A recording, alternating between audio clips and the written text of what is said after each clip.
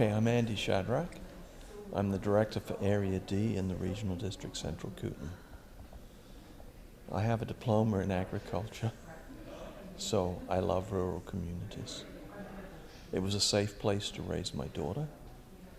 It's a safe place to live, and the relationships in rural communities are much more intimate than they are in urban centres.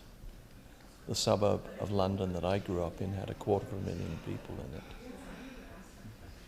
and it's like night and day. So what do you feel are some of the greatest challenges for rural community?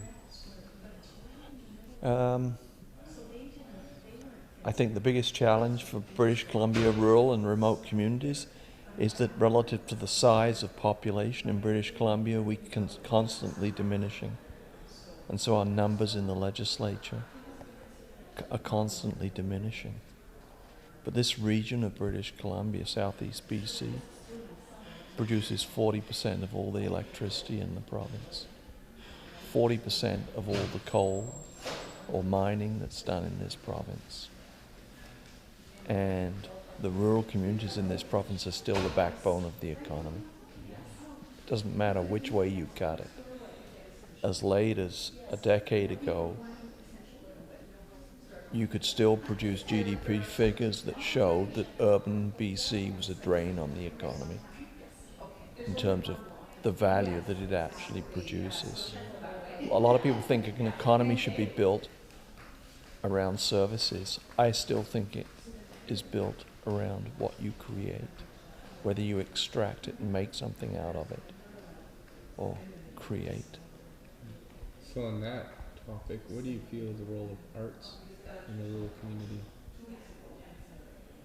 community? Well, there's a mountain culture here.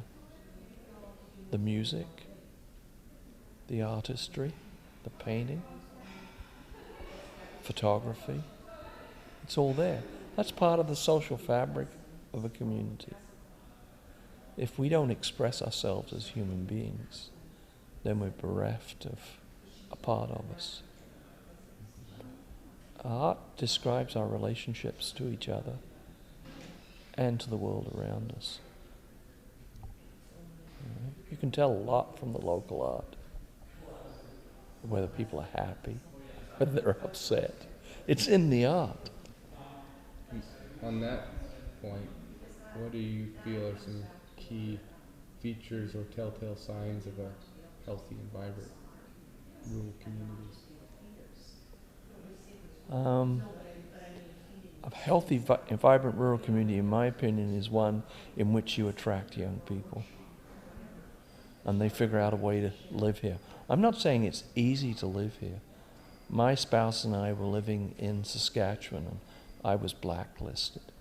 I couldn't get work in Saskatchewan because of my politics. And we decided to come and live here. It's the best choice I ever made.